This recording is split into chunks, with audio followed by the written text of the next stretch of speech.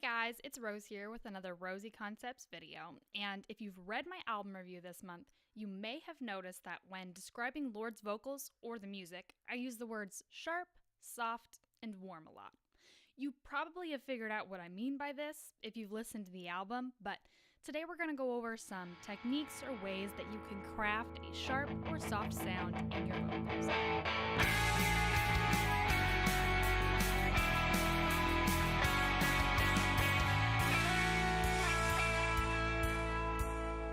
So a lot of pieces of equipment are going to come into play when we're crafting how we want a track to sound, from the mic to the interface, outboard processing to the multi-track recorder, all the way to the speakers the listener is using. Today, what's mainly going to influence our sound are the mics we're using and the processing or plugins we use. Since the microphone is first, if you know what kind of sound you're after, there's no reason to not use the type of mic you know will give you that sound. If you capture it correctly in the beginning, that's even less work that you have to do in mixing to fix it to how you want. So let's look at some mics to see which kinds will give us what sound. There are 3 different types of mics: condenser, dynamic, and ribbon. It has to do with how the microphone works, which you can research and learn all about, but today we're just going to talk about how these types affect the sound. Generally, because condenser mics are more accurate at capturing frequencies, they're going to have a sharper or colder sound. Dynamics will be warmer, and ribbon mics will be the warmer. This is one of my condenser microphones, the King Bee by Neat Microphones. It's a large diaphragm condenser. And this is my Shure SM57. It's a pretty common dynamic mic. And today we're going to listen to vocals through both of them. I don't have any ribbon mics to show you guys because they are a serious investment and very expensive, but you can do your own research into them. They're also very delicate, so don't go around touching other people's ribbon mics. So here are the 4 vocal tracks that I recorded earlier. I have a female and male vocal on both the King Bee and the 57. So I'm going to play those with no processing for you first. Here's the female on a King Bee.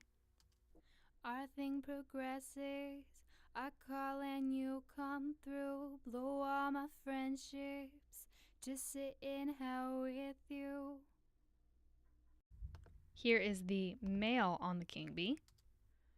I think progresses, I call and you come through, blow on my friendships, to sit in hell with you.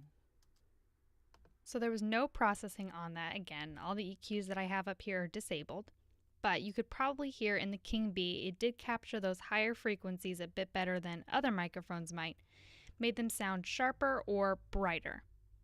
So now I'm going to show you the 57 tracks. Here's the female on the 57. Our thing progresses, I call and you come through, blow all my friendships, just sit in hell with you. And here is the male on the 57. I think progresses, I call and you come through, blow on my friendships, to sit in hell with you.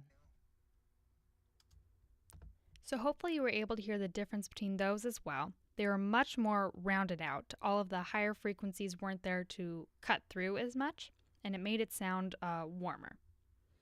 So that's one way to change the sound of your vocals, is just changing your mic choice. But if you've already recorded and now you want to edit a little bit more, you can always use EQs.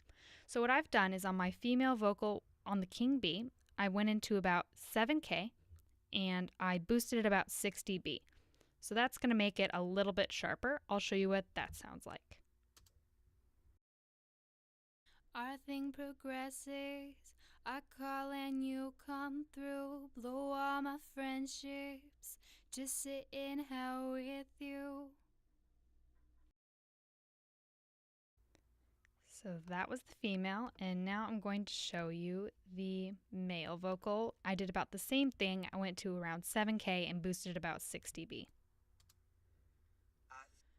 I think progresses, I call and you come through, blow on my friendships, to sit in hell with you. So it may have sounded like a subtle change right there, but actually when you put it into a mix, something small like that could be a big difference in where everything is sitting in your mix. Next, I'm going to show you how I warmed up my 57 tracks. For my female, I went to about 3K or 2.5K and boosted it a few. That's a mid-range, so it's going to warm it up a bit. And then I went back to 7K and I took it out. I also went to my filters and rolled off below 200 and rolled off above 12K. So here's what that sounds like. Our thing progresses. I call and you come through. Blew all my friendships. Just sitting here with you.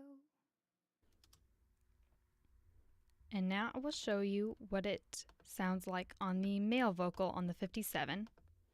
Again, I rounded off below about 200 and above about 12K. On his, I went to about 4K and I boosted it a little bit, but I still went to 7K to pull that out. I think progressive. I call and you come through. Blow all my friendships to sit in hell with you. So again, it may not have been the most pronounced difference in the vocals, but you were probably able to hear a small difference. And it's definitely easier to go into a vocal afterwards and warm it up a bit more than it is to go in and try and sharpen it a bit more. So if you aren't sure what kind of vocal you want, you should always try and go for a more accurate one to begin with, and then if you want to take it down into a more lo-fi sound later, it's much easier to do that later. With some of the frequencies here, I exaggerated them a little bit more than you would probably on a mix, but you could also do a much more subtle EQ as well. So, that was fun. Again, to really grasp this stuff, research is good, but doing it yourself is the best way to learn the equipment. If you don't have an EQ, that's okay. Watching videos and research is just going to make you that much more ready for when you finally get your hands on one. Go ahead and comment some of your favorite songs that have a really sharp or really warm vocal. That way we can all go check those out and get some ideas for our own projects. I'll see you guys next week with another Rosie Concepts video. See ya!